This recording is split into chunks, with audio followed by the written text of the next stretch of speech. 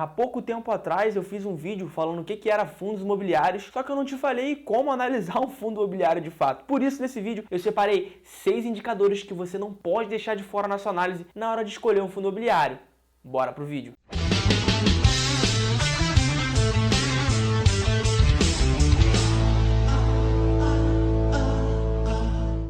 Antes de começar, eu vou pedir para você deixar o seu like aí embaixo, cara, se inscrever no canal e compartilhar esse vídeo com quem você acha que também tem interesse e possa se beneficiar desse vídeo, assim como você, tenho certeza que vai se beneficiar também. Então, deixa o like. Obrigado. Vamos lá, fundos imobiliários. Eu tenho um vídeo já aqui no canal sobre isso. Se você não tá muito por dentro, eu vou deixar um card aqui em cima, dá uma olhadinha lá. Mas pra galera não ficar boiando nesse vídeo, fundos imobiliários é uma junção de investidores que alocam o seu capital na mão de um gestor, de uma gestora especializada, e essa gestão aloca esse dinheiro dos cotistas em grandes imóveis ou em até outros fundos. E esses imóveis, eles têm inquilinos. Esses inquilinos pagam os aluguéis e esse dinheiro dos aluguéis é redistribuído em forma de rendimento para os acionistas. O que a gente busca são simplesmente os pontos positivos dos fundos imobiliários, que são alta liquidez, rendimentos mensais e isenção de imposto de renda em cima desses rendimentos. Claro que esses são só 3 pontos positivos, só que para você entrar mais a fundo nisso, vê lá esse vídeo para não ficar muito denso o conteúdo. Aqui o foco é como analisar um fundo imobiliário. Primeiro dá uma olhadinha lá, depois volta para esse vídeo. Sem enrolação, vamos direto para o primeiro indicador, que é o Dividend Yield. Pedro, o que é Dividend Yield? É o quanto você tem de retorno em proporção com quanto aquela cota vale. Não entendi nada, Pedro. Fala de novo, tá falando grego. Vamos lá, vamos supor que você tem uma cota que ela custe R$100 e nos últimos 12 meses esse fundo pagou R$1 por mês. Então em um ano você recebeu de proventos de dividendos R$12. E como é que faz para calcular esse dividend yield? A fórmula é básica. Você basta pegar o rendimento e dividir pelo valor da cota atual. Se o valor da cota não alterou, vamos deixar com que ele não altere para facilitar os cálculos. Você vai pegar 12, que é o valor de rendimentos que você recebeu dentro de um ano, e vai dividir pelo valor da cota atual, que ainda está 100. 12 dividido por 100, você vai ter 0,12, que dá, em porcentagem, 12%. Pedro, mas por que você pegou um recorte de 12 meses e não de 3 meses, de um mês? Porque, particularmente, eu prefiro ter uma visão mais ampla e prefiro ter uma previsibilidade no pagamento de dividendos. Pode ser que esse fundo, um mês, tenha um rendimento muito bom, ou pode ser que tenha um rendimento muito ruim, e a minha análise acabe ficando distorcida. Então, por isso, eu pego 12 meses, justamente para ter uma análise mais assertiva e mais segura. O segundo indicador é a liquidez, e, basicamente, liquidez vem de todos os investimentos. É a velocidade com que você consegue transformar um ativo financeiro em dinheiro na sua conta, em dinheiro real. Dentro dos fundos imobiliários, o valor de negociações dentro da Bolsa de Valores vai determinar o tamanho da liquidez. Quanto mais negociações, melhor é. E Pedro, por que isso é importante? Vamos supor que você invista num fundo e você analisou esse fundo e ele fez sentido para você, só que com o tempo você viu que as alocações dele não estavam fazendo mais sentido, ele não estava batendo mais o índice, ele estava começando a pagar menos dividendos, ele estava com uma alta taxa de vacância, enfim, estava tendo um histórico ruim. E para você, aquele fundo não valia mais, não fazia mais sentido. Imagina você querer vender as cotas desse fundo e não ter ninguém para comprar.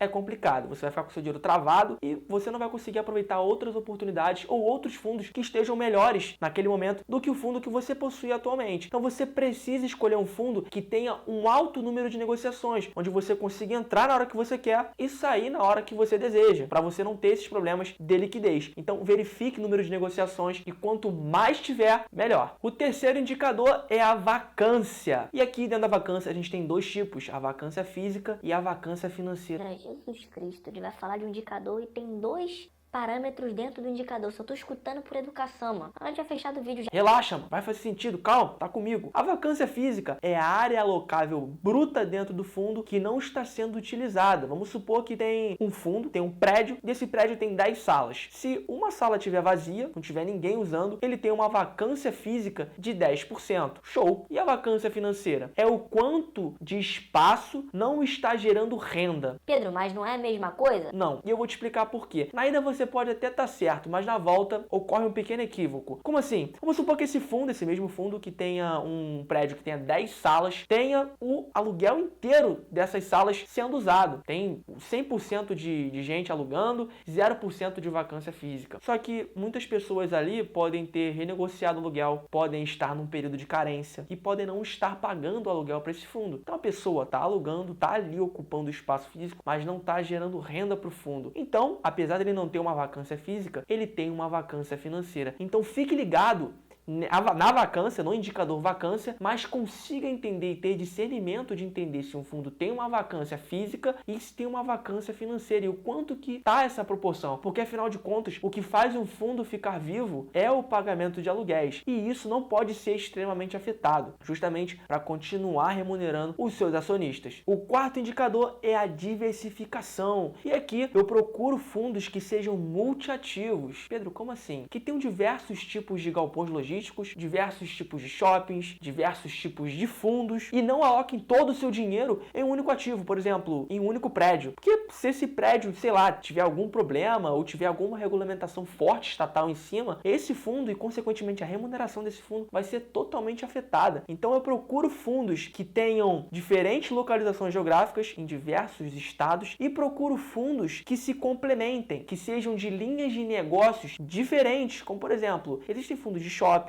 fundos de hotéis, fundos de galpões logísticos, fundos de lajes corporativas, fundos que investem em outros fundos. Então você escolher um de cada, dois de cada, você consegue se beneficiar de diversas linhas de negócio do ramo imobiliário e consegue se blindar, entre aspas, de uma possível crise ou de uma possível conturbação muito grande que possa ocorrer. O quinto indicador é a gestão. E aqui existe a gestão ativa e a passiva. E aqui eu busco nos meus investimentos são as ativas. E por que isso, cara? A gestão ativa, os gestores e a equipe de gestão, ela sempre vai buscar mais agressividade, vai buscar mais aquisições, novas emissões para conseguir bater o mercado, para conseguir rentabilizar mais os seus cotistas do que a média do mercado que é usado o IFIX como benchmark. O IFIX, para quem não sabe, é a média de rentabilidade dos fundos imobiliários da Bolsa de Valores, dos maiores fundos. Então os fundos que têm gestão ativa, eles sempre estão buscando mais rentabilidade do que todo o resto do mercado. Claro, como todo bônus, existe um ônus. A gestão ativa, ela por muitas vezes, por ser arriscada, esse fundo possui mais oscilação e menos previsibilidade no pagamento de rendimentos. Por outro lado, a gestão passiva, ela busca acompanhar esse índice fixo e tem mais previsibilidade no pagamento de rendimentos. Então, se você quer mais tranquilidade, fique com a passiva. Se você quer um pouco mais de emoção, mais agressividade, consequentemente, mais rentabilidade com um pouquinho mais de risco, vai de ativa. O sexto e último indicador é o P sobre o VPA. E eu deixei o melhor indicador para o final. Se você chegou até aqui, deixa aqui nos comentários. Eu cheguei, que a gente vai entender. O P sobre o VPA nada mais é do que o preço da ação dividido pelo valor patrimonial de cada cota, de cada ação. E esse indicador, ele basicamente mede o quão caro ou barato esse fundo imobiliário está sendo negociado na Bolsa de Valores. E aqui existe o patrimônio precificado e o avaliado. O precificado é o quanto que esse ativo vale na Bolsa de Valores. Como é que a gente pode achar isso, Pedro? Basicamente, você pega o número de cotas emitidas pelo fundo e multiplica por quanto que essa cota está valendo hoje lá na Bolsa de Valores. Esses dados você tem acesso através de sites como Status Invest, Funds Explorer, FIS.com. Eu vou deixar os sites aqui embaixo para você fazer a sua pesquisa e analisar os fundos por você mesmo. Enquanto que o patrimônio avaliado é o quanto que de fato vale se o fundo fechasse as portas hoje, pegasse todos os seus imóveis e vendessem na vida real. E para você achar o quanto que vale esse valor patrimonial avaliado, basta você pegar o quanto que vale esses ativos físicos e dividir pelo número de cotas. Vamos lá, vou te dar um exemplo. Vamos supor que existe um fundo na Bolsa de Valores que está sendo negociado a R$90 a cota dele. E o valor patrimonial avaliado, que é o quanto os ativos desse fundo valem na vida real, é de R$100 milhões.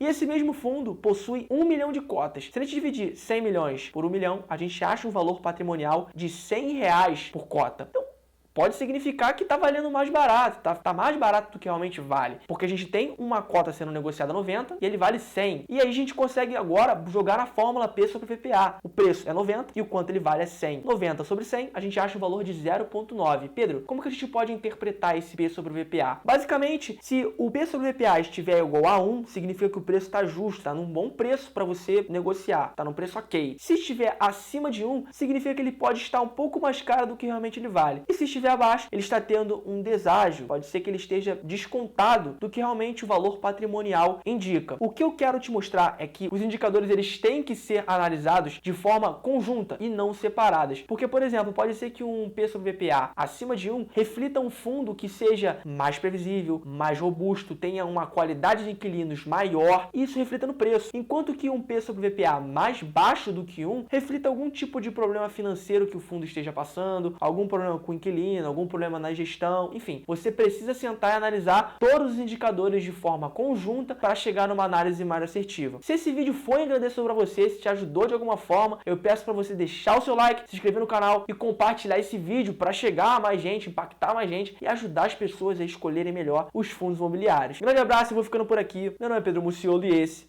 é o Multivalor.